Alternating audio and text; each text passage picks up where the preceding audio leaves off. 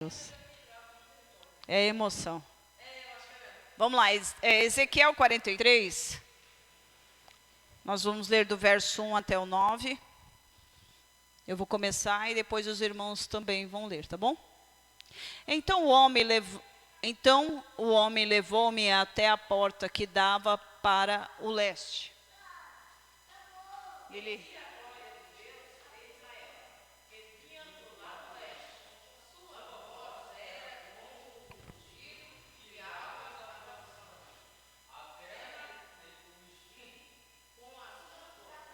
Isso, deixa só sua mãe ler agora. Não, é um de cada. Isso. Tá bom? Vai, Lili.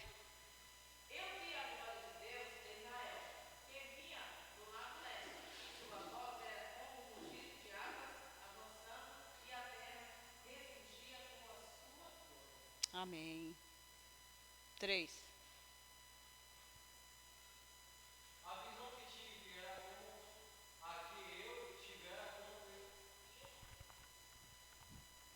A visão que tive era como a que eu tivera quando ele veio destruir a cidade, e como as que eu tivera junto ao rio Quebar, e me prostrei com o rosto em terra. A glória do Senhor entrou no templo pela porta que dava para o lado leste. Pode ler de novo. A 5. Então o Espírito pôs-me em pé e levou-me para dentro do pátio interno, e a glória do Senhor encheu o templo. Marlon. Enquanto o homem estava ao meu lado, ouvi alguém falando comigo, de dentro do templo. 7. Enquanto o homem... Mas é o mesmo? Você não leu isso aí? Ele disse, filho do homem, este é o lugar do meu trono e o lugar para a sola dos meus pés. Aqui viverei para sempre entre os israelitas. A nação de Israel jamais contaminará o meu santo nome, nem os israelitas, nem seus reis, mediante a sua prostituição e os ídolos sem vida e de seus reis em seus santuários nos montes. Vai, Marlon. Quando eles puseram sua soleira perto de minha soleira, e seus batentes junto de meus batentes, com apenas uma parede, fazendo separação entre mim e eles, contaminaram o meu santo nome com suas práticas repugnantes, por isso eu os destruí na minha ira. 9, Lige. Agora que afastem de mim a sua prostituição e os ídolos sem vida de seus reis, e eu viverei entre eles para sempre. Amém. Aleluia. Vamos ler junto o texto áureo? Cadê? Lição 11. Está na revista o texto áureo. Já achou? Vamos ler juntos aqui, ó, no slide.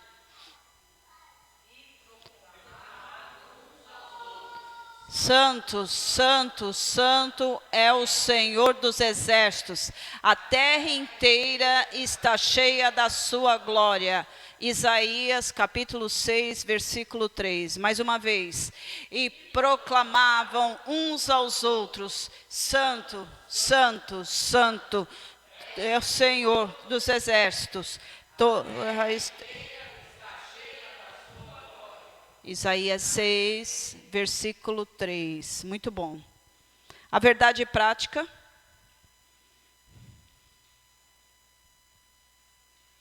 Conseguiu abrir? Quem está com a revista? Qual é o número da página? Página 50, Luana. Aqui. Verdade e prática. Vamos ler juntos? Ultraje a santidade divina traz destruição espiritual. A santidade de Deus é a expressão máxima da sua glória em nome de Jesus. Aleluia. Então está aí o significado de ultraje. Ultraje é o ato ou o efeito de ultrajar. Significa uma ofensa grave, insulto ou afronta. Então, a afronta à santidade de Deus, o insulto à santidade de Deus, a ofensa grave contra a santidade de Deus, traz destruição. É por isso que a igreja hoje está completamente apóstata. A Bíblia diz, em Apocalipse capítulo 3, que a igreja está morna. Morna, não é fria e nem quente, e vai ser vomitada da presença de Deus. Por quê? Está ofendendo a santidade de Deus. Pode mudar para mim. As visões do capítulo, essas visões que vão entre o capítulo 40 e o capítulo 48 do texto de Ezequiel, vai trazendo para nós todo indicativo após a restauração de Ezequiel 37. Então, Ezequiel 37 vem trazendo a restauração do povo de Israel depois da guerra de Gog e Magog, tá? Que nós vamos lá no capítulo 36. Por quê? Porque o Senhor ele vem trazendo restauração. E as visões de Ezequiel, do capítulo 40 até o 48, são revelações de Deus para o povo depois da grande tribulação. Tá certo? Que então Deus restaurará a casa de Israel. Restaurará o seu povo santo. E então eles serão sacerdotes, reinos e sacerdotes, como o Senhor também nos separou para ser.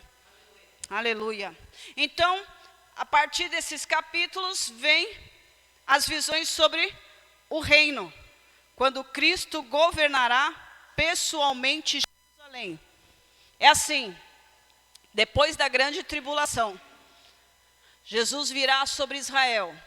E então destruirá todo o mal. E depois que destruir todo o mal, restaurará a terra. A Bíblia diz em Apocalipse que a terra não vai ter mar. E então a Bíblia diz que depois Jesus governará na terra, a terra restaurada. Não vai ter mar. A gente não vai precisar comer nem beber também. Porque nós já seremos um corpo transformado como de anjo. Porque nesse meio tempo já aconteceu o arrebatamento. Isso, ele vai vir buscar a igreja. Arrebatou a igreja, aí a gente vai estar no céu com ele.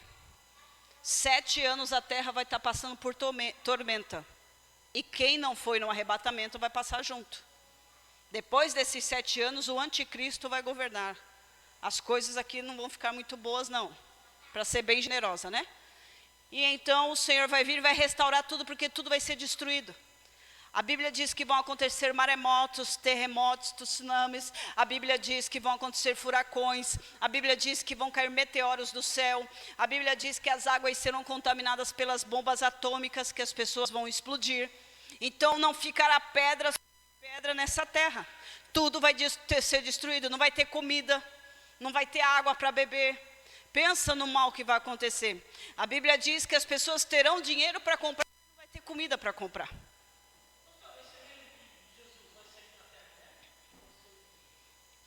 Esse é o reino milenar. É o reino durante 1000 anos, ele vai reinar na terra. Por quê? Todos aqui estão no mesmo patamar do apóstolo Paulo? Fizeram a mesma obra que o apóstolo Paulo fez? Então por que a gente quer ficar no camarote? Quer ficar na primeira fila perto de Jesus? Está entendendo? Então a terra, ela vai servir para governo. Jesus virá governar sobre a terra. Todas as tribos, línguas e nações estarão aqui.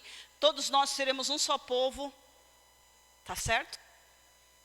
Eu acredito que voltaremos ao primeiro estágio de Gênesis 11, onde todos nós falaremos e um entenderia o idioma do outro. Eu acredito nisso, porque as coisas serão perfeitas. Tá bom? Isso aqui é só uma pincelada, porque esse assunto é muito profundo e tem muita coisa boa. Mas eu não posso jogar a novidade no colo de vocês e sair correndo. Não vai entender. Então, só a nível da lição de hoje, Jesus vai reinar na terra 1000 anos. Ele vai governar. Tá certo? E nós estaremos aqui. Nós, seres humanos. Tá certo? E se você fizer uma grande obra na presença de Deus, você vai ter direito a uma cadeira especial lá no céu. Na hora de repartir os talentos, né? Depois do arrebatamento. Sim.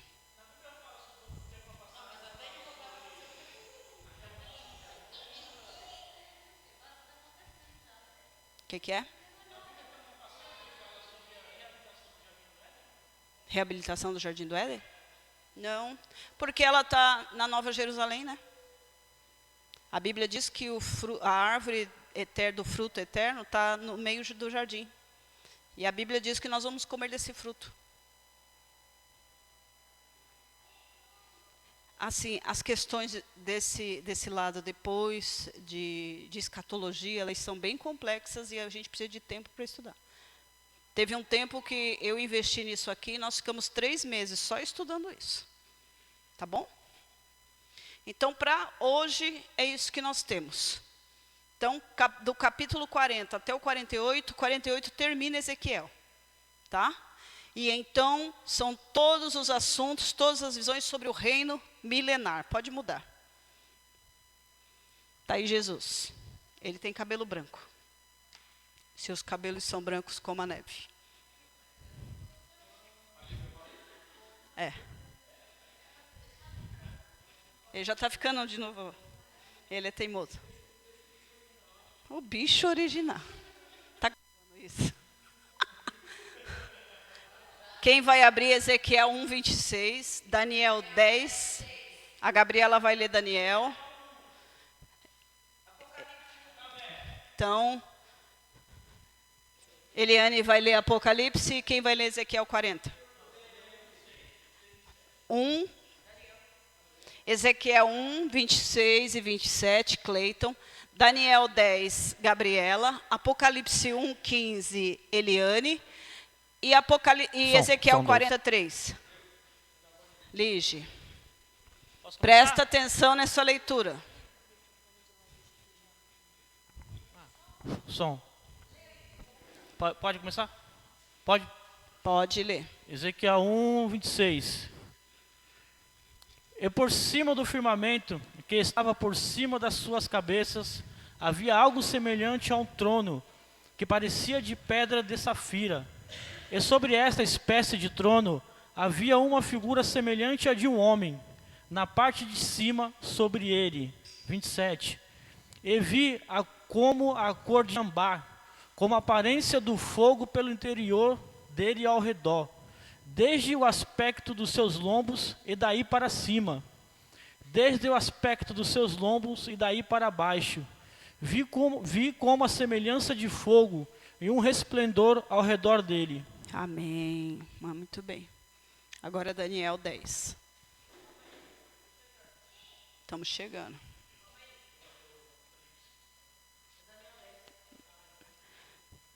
Vocês guardaram a descrição aqui em Ezequiel 1?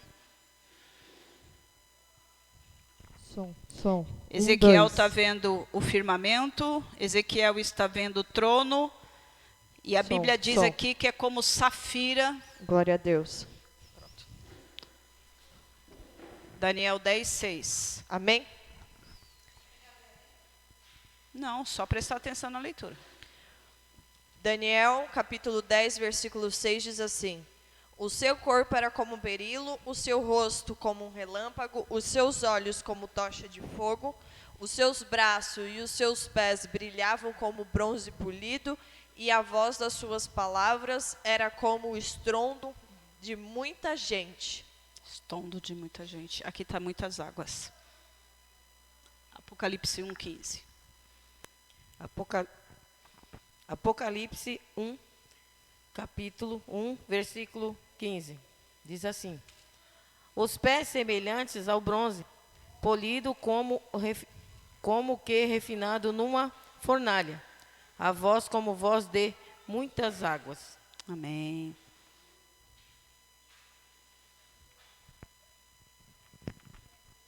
E o versículo 9, Eliane?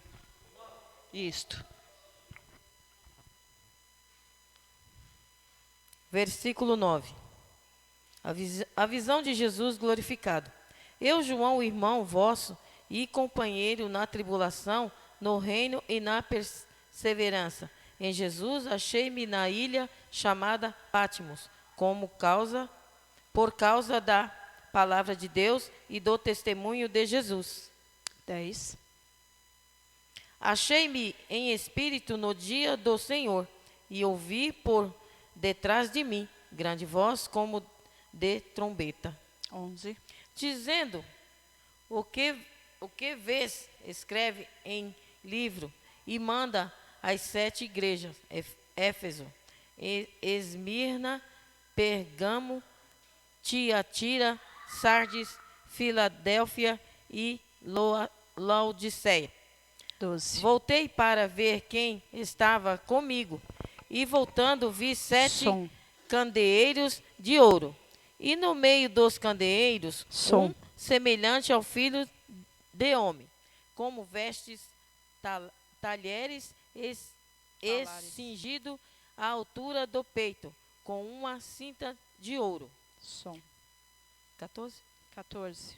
A sua cabeça e cabelos eram brancos como alva lã, como neve, os olhos como chama de fogo. 15. Os pés semelhantes ao bronze, polido como que refinado numa fornalha, a voz como voz de muitas águas. Amém. Aleluia. Glória a Deus. Você vê que em Ezequiel, quem que vai ler Ezequiel 40? Isso. Você vê que em Ezequiel 1, Daniel e Apocalipse, eles falam que os olhos de Jesus é como chama, seus pés como latão reluzente. Lá em Ezequiel está em cor de ambar, que é uma cor avermelhada, né? É flamejante pelo fogo. Vocês já viram aquele ferro quando está em brasa, bem vivo? É a cor dos pés de Jesus. Pode ler Ezequiel 43. Ezequiel 40, versículo 3. E havendo-me levado ali, eis que um homem cuja aparência era como a do bronze, tendo um cordel de linho na sua mão e uma cana de medir, estava em pé na porta. Glória a Deus. Ele tinha um cordão de linho e uma cana para medir. E a Bíblia diz que ele tinha a semelhança de bronze.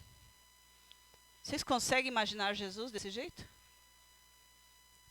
Olhos como chamas de fogo. Tem nada a ver com aquele olhinho azul que a Igreja Católica pinta. Seus cabelos brancos como a lã, alvas como a neve. E aí que estribuche os irmãos que não gostam dessa comparação. Né?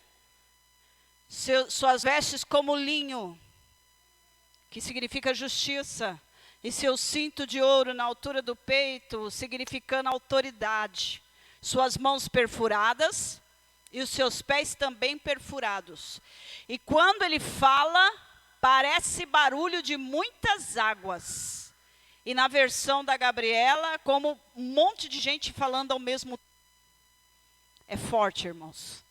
Quando João ouviu por detrás dele Jesus chamando o nome dele, foi como um som de trombeta. Irmãos, não tem como estremecer e cair por terra em ouvir uma voz dessa. Amém? Porque ele, forte, uma voz de segurança, uma voz firme. Eu tenho orado e pedido ao Senhor: Senhor, ponha seus pés sobre essa terra. Desça nesse país, Senhor. Porque eu sei que o pisar de Jesus é santo e poderoso. E esmagou a cabeça da serpente em nome dele, aleluia. Ele tem muito poder. Aliás, para ele é dado todo o poder nos céus e na terra e debaixo da terra. É dado a Jesus, aleluia. Esse desenho não é nada comparado à glória e à majestade de Cristo. Daniel está lá no rio Quebar, depois de 21 dias de jejum, e então ele vê Jesus. O próprio Cristo aparece para ele, trazendo para eles revelações que estão acontecendo hoje. E ele fala, sela o livro, porque essas revelações não é para vocês agora, é para depois, para um futuro bem distante. Já pensou Daniel olhando a guerra, morte, miséria, choro, lamento, destruição? Daniel, que nunca tinha visto um avião na vida, ele estava vendo a guerra acontecendo sobre a terra. Ele não se aguentou de tanto ver aquelas revelações da parte de Deus que ele desmaiou. Porque foi muito poder. A gente não é nada comparado ao poder de Deus. Por isso que no dia do arrebatamento, os nossos corpos serão transformados como corpos de anjos. Porque esse corpo aqui não aguenta. Seremos consumidos, como foi a Nadab e Abiú. Amém, irmãos? Não, dentro de um corpo frágil, seríamos consumidos. Não que estivéssemos em pecado, não é verdade? Mas naturalmente. Aí tem os castiçais e estão representando as igrejas. E nós estamos vivendo na época da igreja de Laodiceia. A igreja que é muito rica, a igreja que tem conforto, a igreja que tem todas as condições, mas está completamente adormecida, inerte. Tem tudo, mas não tem Jesus. Isso, pode mudar. Então Jesus chega para Ezequiel no capítulo 40 e traz uma vara de medida. Essa vara mede mais ou menos 2,95 de comprimento e um fio de linho, uma métrica de linho, para mostrar para eles as medidas do templo, do novo templo que já está construído. Só está esperando a terra ser restaurada para descer aquele templo. Porque na eternidade ele já está pronto. Então Jesus ele mostra para Ezequiel como vai ser isso no capítulo 40. Então ele chega para Ezequiel e fala, filho do homem, vê com os seus olhos e ouve com os teus ouvidos. O Senhor aqui está dizendo para Ezequiel que ele está vendo toda a verdade. Toda a verdade. E que tudo que foi dado para ele é real e verídico. E ele precisa anotar para poder passar para o povo na íntegra, na verdade. Nós precisamos passar para as pessoas na íntegra a palavra de Deus. A gente não pode mudar para o nosso bem prazer. A gente não pode transformar para poder favorecer um e desmerecer outro.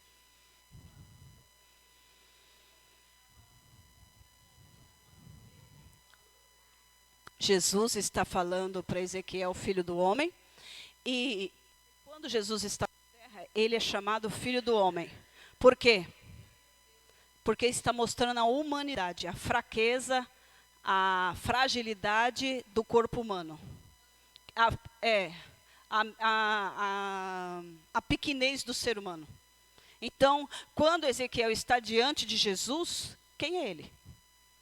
Quem é ele perto de um homem que tem uma voz de muitas águas?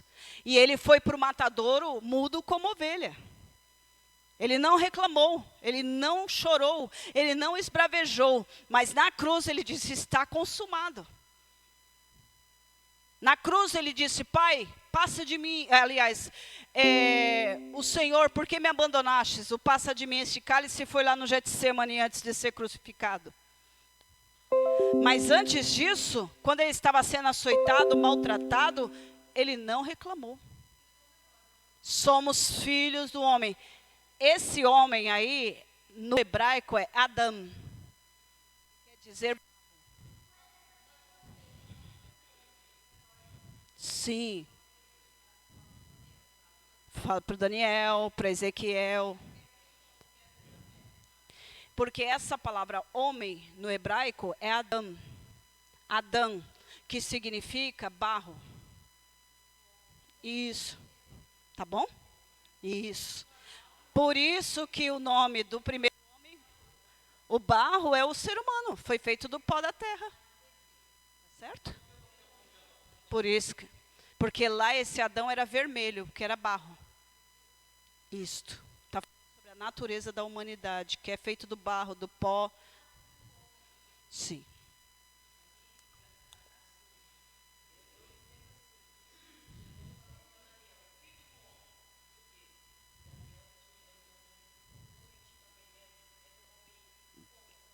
Nesse caso, você está falando de Ezequiel, né? Jesus falou isso para Ezequiel. Sim. Porque como é que ele, se ele fosse um ímpio, se ele fosse igual aos outros, ele não ia ter essas revelações. Não ia ter. Sim, ele era um homem santo na presença de Deus. Pode mudar. Quando ele fala para Ezequiel, vê com os seus olhos e ouve com os teus ouvidos, ele está dizendo que a pessoa que tem um coração carnal, a pessoa que não é regenerado pelo Espírito Santo, não consegue entender as coisas do Espírito. Acha que tudo é loucura. Acha que essa história de arrebatamento é loucura, essa história de vida de santidade é loucura, essa história de vir à igreja é loucura, essa história de servir Jesus. Quem é Jesus? Você nunca viu Jesus, é loucura. Porque as coisas do Espírito se discernem espiritualmente, mas quem é carnal não vai entender as coisas de Deus. Por isso que o Senhor, ele olha para Ezequiel e fala, atente-se. É isso que ele está dizendo naquele texto. Se atente aos detalhes, se atente ao que eu quero te dizer, se atente ao que eu estou te ensinando. Quem tem um coração espiritual, ele vai cavar tesouros espirituais. Lembra a parábola do homem que vendeu tudo e foi comprar uma pérola?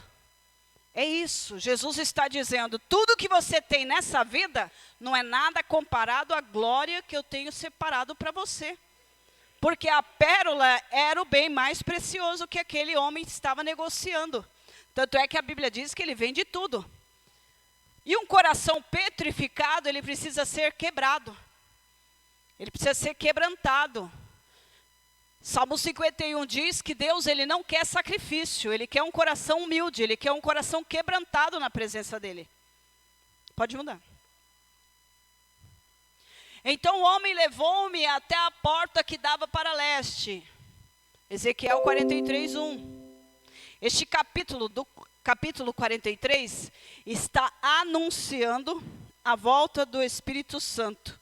Que ele viu sair lá em Ezequiel 11, 23. Quem que vai ler? Ezequiel 11, 23. Isso. Pode ler. Ezequiel 11, 23. E a glória do Senhor se levantou desde o meio da cidade e se pôs sobre o monte que está ao oriente da cidade. Então, a glória do Senhor se retirou. E aqui no capítulo 43, depois que Israel é restaurado, lá em Ezequiel 37 diz que o Espírito vem dos 4 cantos da terra, quer dizer que o Espírito Santo governa toda a terra, ele vem sobre os ossos secos e reaviva, traz vida de volta. Porque em Gênesis, quando o ser humano é feito, ele é feito do pó da terra, ele é feito do barro, mas só tem vida quando Deus sopra nas narinas dele o seu espírito. Aí o homem peca, o Espírito Santo sai do homem. E passa toda a história do Antigo Testamento só visitando um ou outro. Mas ele não volta. E Jesus fala, eis que vos enviarei o Consolador, promessa do Pai. Ficai em Jerusalém até que do alto você seja revestido de poder. Então em Atos capítulo 1 eles ficaram. Quando no capítulo 2 eles estavam em oração. Em Atos capítulo 2 estavam todos unânimes orando, buscando. E então a Bíblia diz que vem como um vento impetuoso, enche a casa. E eles veem línguas como repartidas de fogo. e nas suas cabeças tinham chamas. Ali o Espírito Santo volta para o corpo do ser humano. E Jesus fala: eu não vos deixarei órfãos, enviarei o Consolador, para que vos ensine tudo quando vem discernindo as coisas do Pai. Ele vos conscientizará de todo pecado, de toda justiça e todo juízo. É o Espírito Santo que convence você. Não é no muito falar, mas é o Espírito Santo que trabalha no seu coração. Então aquele coração de pedra, diz em Ezequiel 36, eis que vos darei um novo coração, tirarei esse coração de pedra e vos darei um coração de carne, um coração renovado, um coração que trará entendimento e discernimento, um coração regenerado, aleluia, porque do coração procede os caminhos das nossas vidas, diz o Senhor. E o coração da gente é enganoso. Quando a gente acha que está agradando a Deus, está abafando, aí é que a gente não está muito bem na foto. Então a gente tem que vigiar. Está periodicamente perguntando ao Senhor: Senhor, eu estou bem? Estou fazendo o que o Senhor te agrada? Está certo isso que eu estou fazendo? Senhor, tudo que está na minha vida que não te agrada, o Senhor tira. Tem algum pecado que eu não confessei? Senhor, muda a minha vida, muda a minha história. Então nós vemos aqui em Isaías 43, ele vendo o Espírito Santo voltando ao templo. 1 Samuel capítulo 4, versículo 21 e 22, está falando sobre a história dos filhos de Eli que morreram na batalha. E o seu sogro, a nora dele grávida, viu o sogro dela, Eli, também morrer. Porque ele caiu da cadeira e quebrou o pescoço quando recebeu a notícia que os filhos dele tinham sido mortos. Até então, beleza. Mas quando falou que os filisteus levaram a arca, ele caiu para trás e quebrou o pescoço. Porque ele não aguentou o baque. Naquela hora, a nora dele, que já estava prestes a dar à luz, sente as dores de parto. E naquele momento de tristeza, angústias e perdas, já tinha perdido o marido, já tinha perdido o sogro, já tinha perdido a arca da aliança. O povo estava completamente corrompido, nasce a criança.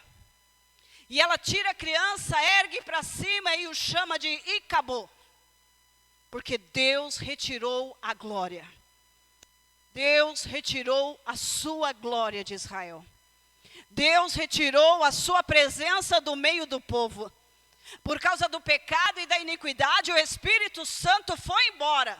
Novamente, a presença de Deus se ausentou. Porque onde tem pecado escondido, onde tem iniquidade, Deus não permanece.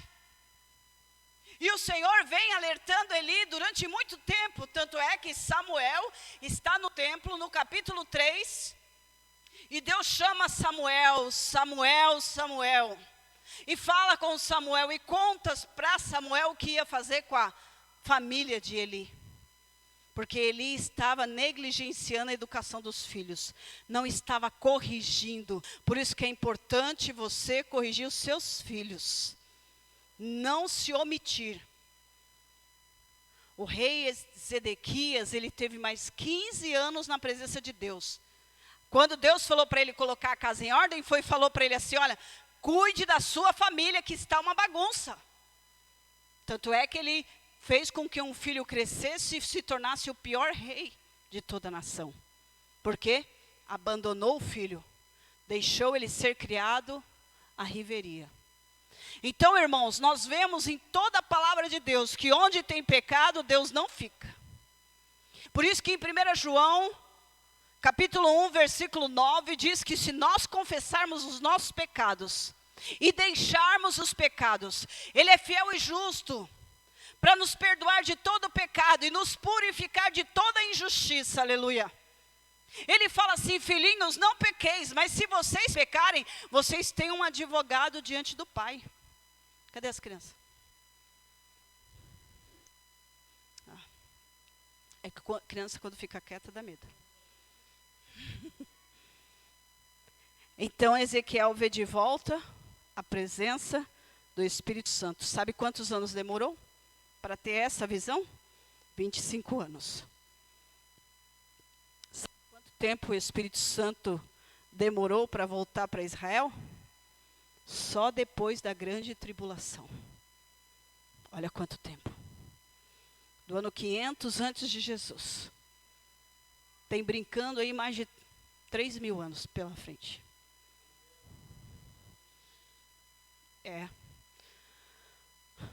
Ano 500 antes de Jesus. Porque quando Jesus vem ao mundo, o tempo zera.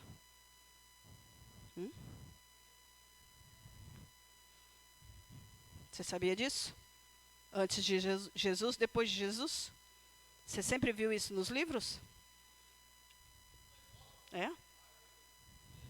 Só ia comer. Você lembra disso, né? Fala. Sempre. Sim, sim. Você está falando dos homens da caverna? É bem por aí. Mas é verdade. Não nesse sentido. Não era questão de ser macaco, mas se você pensar, por exemplo, por que tem os orientais, os chineses, os japoneses, por que tem os olhinhos assim?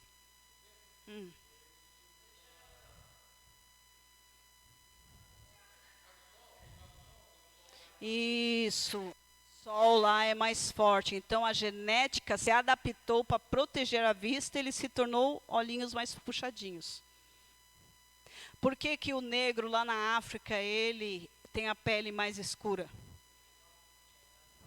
O sol é escaldante, então a genética providenciou com que a melanina produzisse mais melanina no corpo para proteger a pele e não virar uma pele cancerosa. Então, quando na época, muito antes que eles pintavam os homens da caverna, os seres humanos tinham mais pelo.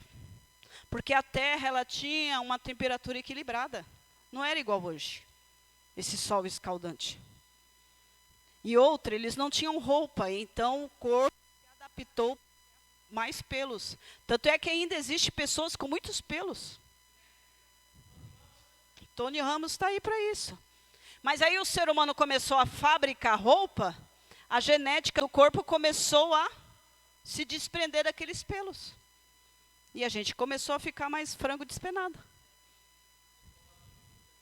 As comidas e tudo mais, a ingestão de carne, a necessidade da caça, o tempo de dormir. Tanto é que na época não tinha, as pessoas não tinham gordura localizada, porque precisava correr atrás da caça. Hoje, tinha que lutar para sobreviver, correr dos bichos, porque não tinha casa para abrigar.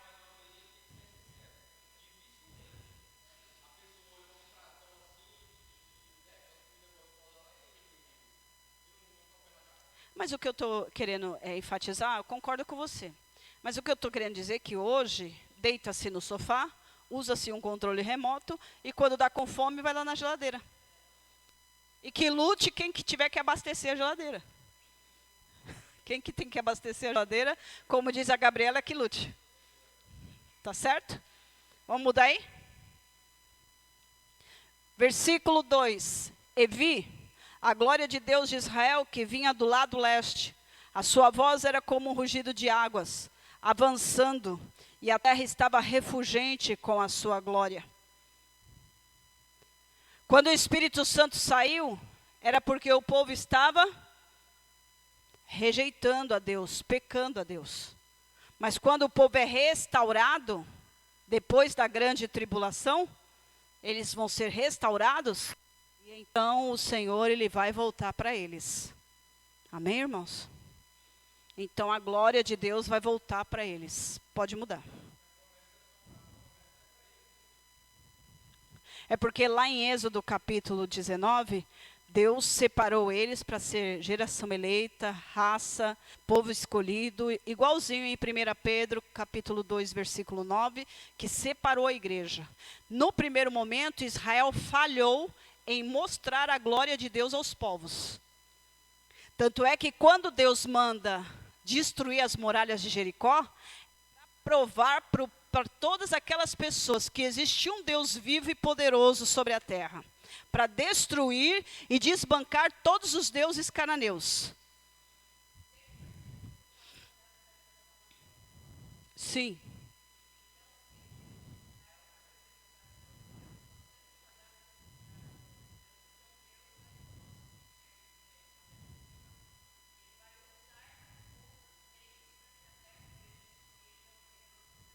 Não está usando? Então lá em Êxodo, eles receberam a responsabilidade de manifestar a glória de Deus. 1 Pedro 2,9, a igreja recebe a responsabilidade. Nós fomos tirados das trevas, trazidos para a maravilhosa luz de Cristo, para que proclamássemos as virtudes daquele que nos chamou das trevas para a sua maravilhosa luz. E nós temos manifestado essa glória. As pessoas têm visto que Jesus salva, cura, liberta e vai voltar para buscar a igreja nas nossas vidas.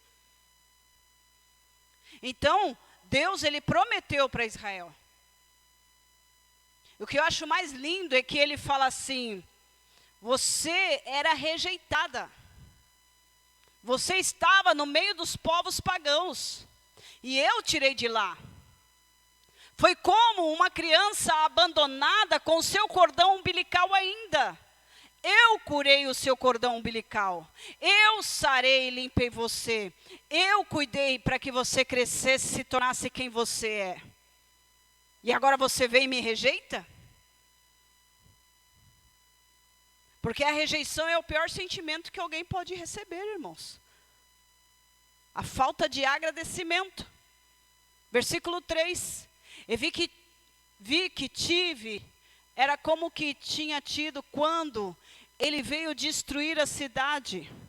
Lá em Ezequiel 11, quando ele veio destruir o templo, destruir a cidade, no mesmo dia, Deus fala para Ezequiel assim, ó, pensa, Deus chega para você, Marlo Dias Carvalho, e fala assim para você: eu vou levar sua mulher embora.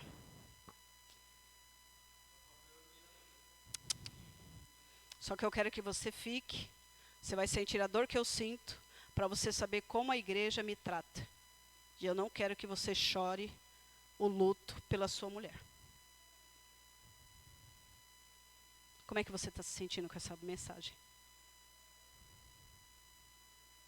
Foi a mesma coisa que Deus chegou para Arão e falou assim: olha, os seus filhos ofenderam a minha santidade. Eu não quero que você chore por eles. Não chorou. Porque senão ele ia ser morto. Agora, qual foi o sentimento de Ezequiel? Viúvo. E no mesmo dia, Jerusalém foi destruída. Foi sucumbida. No mesmo dia da morte. Ele estava recebendo a visão, a revelação, e estava ali, com a sua mulher falecida nos seus braços. Profeta. Para ver que profeta, irmão, não é para qualquer um, viu? Não? Não é esses profetas que ficam de sapato brilhoso por aí, não. Profeta de verdade fica viúvo por causa da causa de Deus, viu? Chora. Profeta perde a cabeça. Cair sobre o meu rosto, ó. Cair sobre o meu rosto significa... é a posição que todo ser humano deve estar na presença de Deus. Em reverência, em humilhação. Foi a mesma coisa que aconteceu em Daniel 10. Quando Jesus veio falar com ele, as pernas dele bambearam, desfaleceram e ele caiu por terra. Não é esse festa, oba-oba de passar paletó fedido e todo mundo cair, não. Não é esse. Isso daí foi a catinga do paletó do ministrante. Não foi poder de Deus, não.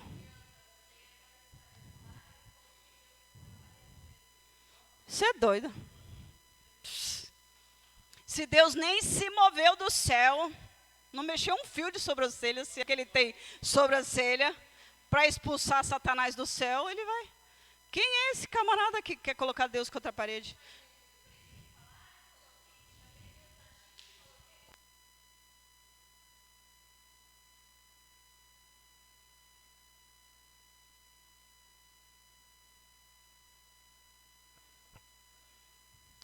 Ele viu a visão da destruição. Assim Deus mostrou a sua justiça. na destruição por causa da apostasia, o abandono da fé, e na restauração por causa do arrependimento. O povo se arrependeu. Ele mostrou justiça nas duas situações. O povo se afastou, se desviou, destruição. O povo voltou, se arrependeu, restauração.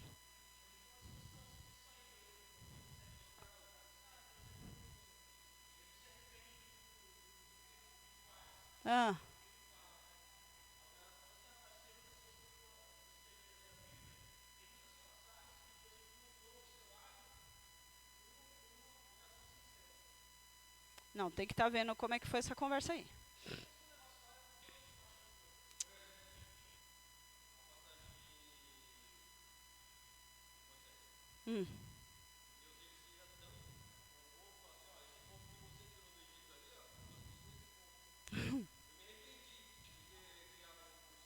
Aí isso aí ele falou para Noé.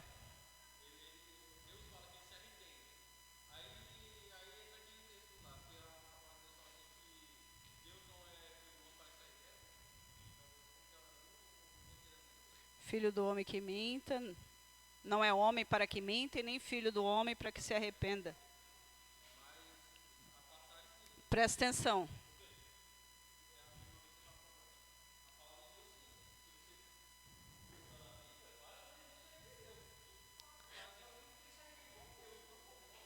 Então, arrependimento do homem é para conversão de pecado. A gente tem que entender que a nossa Bíblia, ela foi escrita derivada do latim. Que hebraico e grego não tem palavras cognatas, relativas, parecidas. Não tem. Por exemplo, lá no início, criou Deus os céus da terra. E o Espírito de Deus, em português, pairava sobre as faces das águas. Disse Deus: haja luz. Em hebraico. Havia trevas sobre a face do abismo. Olha só já a diferença. Havia trevas sobre a face do abismo. E o Espírito Santo chocava as águas. Pairar já tem um significado. Chocar, que a gente sabe o que é chocar, é o quê? Ficar em cima até gerar vida. E aí, lá no original hebraico, está dizendo que o Espírito Santo estava gerando vida na terra. Porque só existe vida através do Espírito Santo. Ficar pairando, o que nós achamos como pairar, é como aquelas gaivotas que ficam assim, né, tomando a brisa daquele vento, nem bate as asas, só fica assim, pairando, aproveitando o vento. Pipa de criança, fica assim, pairando. Então é diferente. Então vocês têm que perceber que o nosso português ele é derivado do latim. E quando fala Deus se arrepende, espera. A gente tem que pegar o original do hebraico e dizer o que Deus está falando com isso. Lá no português está escrito arrepender, mas arrependimento é metanoia. Mudar a maneira de pensar para mudar o seu jeito de agir para conversão. E hebraico também.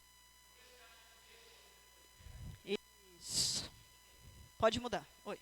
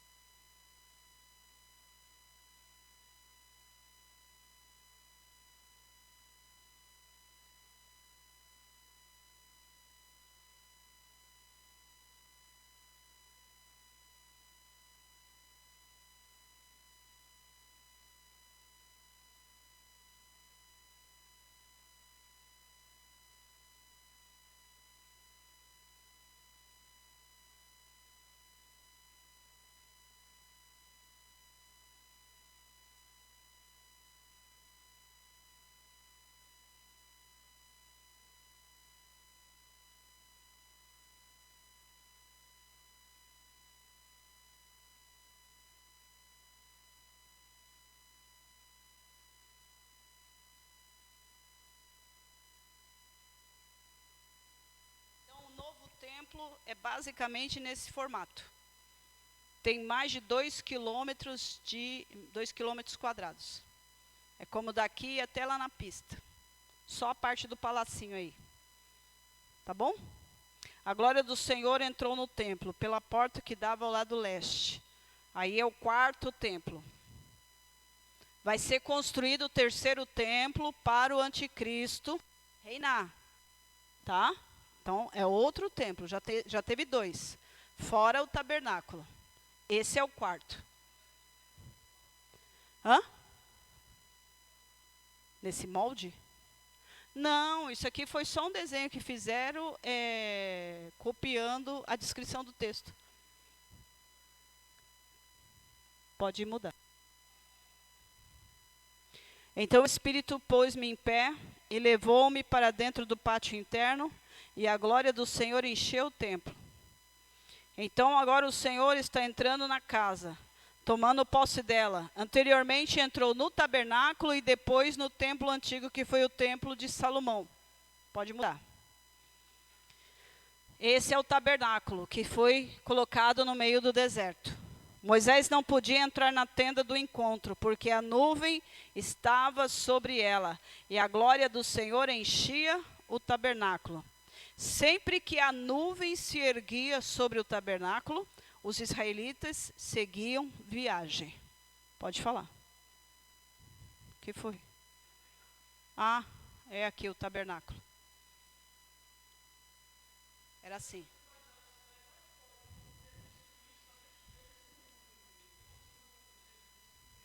Não. De noite tinha essa coluna de fogo no meio do acampamento. E de dia tinha a coluna de fumaça. Não. Sim.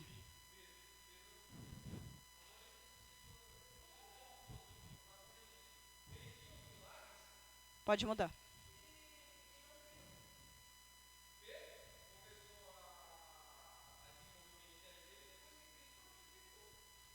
Depois do batismo com o Espírito Santo. Já tinha sido. Tanto é que Jesus encontra com ele lá no capítulo 21 de João. Ele tinha voltado a pescar junto com os discípulos. E tinha os peixes na brasa. E Jesus falou: Pedro, você me ama? Jesus já tinha ressuscitado. Isso. Nesse tempo, Jesus ficou com eles 40 dias. Depois ele subiu. 10. Porque significa governo, geração. O número 12 quer dizer que é total governo de Deus.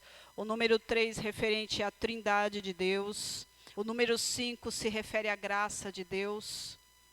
O número 8 também tem o significado. O 7 está conotando a perfeição de Deus. O número 6 fala da humanidade. Você vê que o ser humano foi criado no 6º dia. E no 7º dia, o Senhor descansou. Quer dizer, ele completou a obra. A completude de tudo se resumiu para a glória de Deus. Quando os sacerdotes se retiraram do santo lugar, a nuvem encheu o templo. Quando inauguraram o templo de Salomão, que não era de Salomão, mas foi ele que construiu, Deus, essa pia de bronze aí onde acontecia a queima dos animais, o próprio Deus acendeu essas chamas e não podia deixar apagar a chama do altar de bronze. Viu? Porque era a chama que queimava o holocausto. Você é o sacrifício, mas o fogo para queimar você é o fogo do Espírito Santo. Só tem que vir de Deus. Por isso que os filhos de Arão morreram. Porque trouxeram fogo estranho, deixaram o fogo do altar apagar.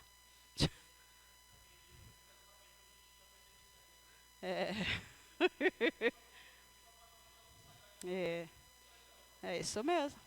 Mas Deus mata ainda, viu, irmãos? Eu creio ainda que Deus mata. Fala, Gabriela, o que você ia falar? Morre mesmo.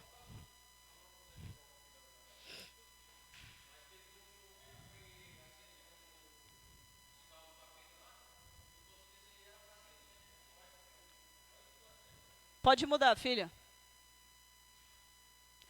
enquanto o homem estava do meu lado, ele está falando sobre Jesus. Ouvi alguém falando comigo dentro do templo. Ó, Jesus estava do lado dele e tinha outro falando com ele dentro do templo, que era o Espírito Santo. É muita reunião para pouca pessoa, né? Pode mudar. E levou-me aí, ó, o desenho de Jesus chamando Ezequiel para dentro do templo. E me levou para lá e vi o homem que parecia de bronze. Ele estava em pé junto à entrada com uma corda de linho e uma vara de medir nas mãos. E aí ele fala, olha, filho do homem, fixe bem os olhos, presta bem atenção, porque tudo que eu vou te mostrar, você vai ter que dizer para o povo. Pode mudar.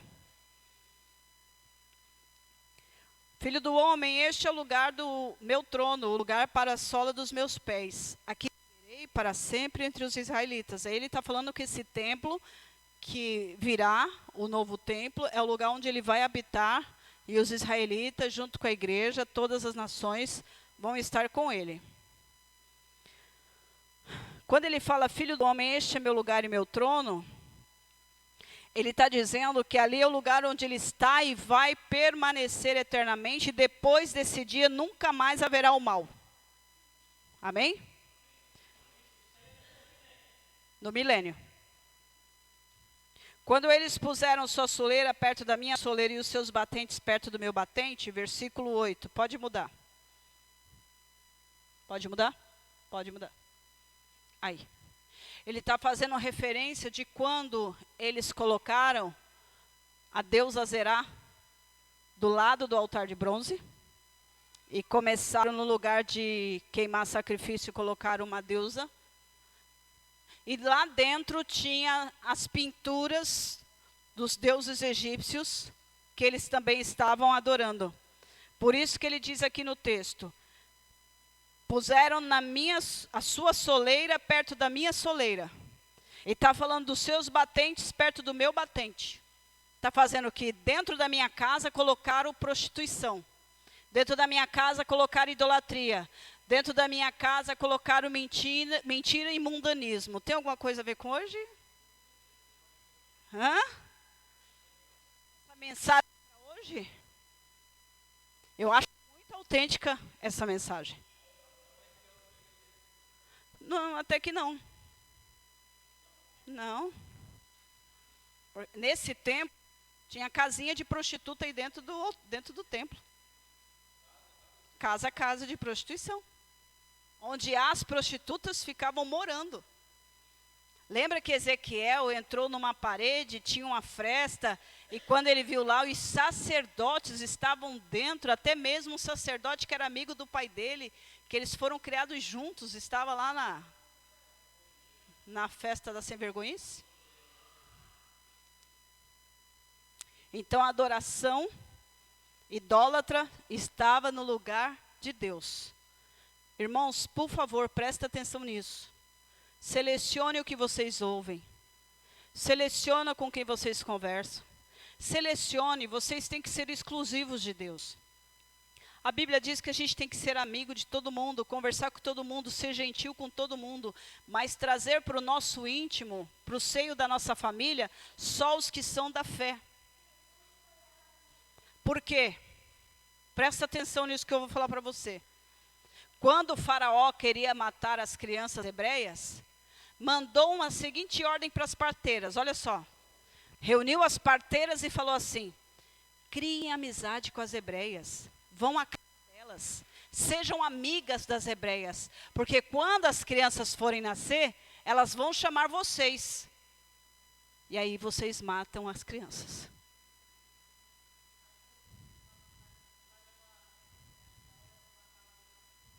Isso mesmo. Só que para ninguém esconder as crianças, só os meninos. Só que para não acontecer de esconderem os meninos igual Joquebede escondeu Moisés, falou para as egípcias, sejam amigas das hebreias. Levem lá para sua casa, vamos tomar café com elas, bater papo, vamos trocar figurinha, trocar o WhatsApp, vamos ser amiga. Minha Beth, né? Minha amiga super legal. É do mundo, mas é meu amigo. É isso, mas é meu amigo, é legal comigo, me ajuda quando eu preciso, é mais legal do que os irmãos da igreja. Vai.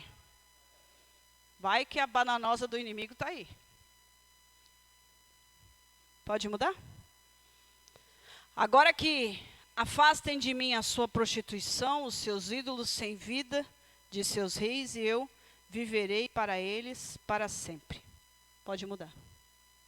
Para a habitação de Deus é necessário um coração puro, um coração exclusivo. Olha aí.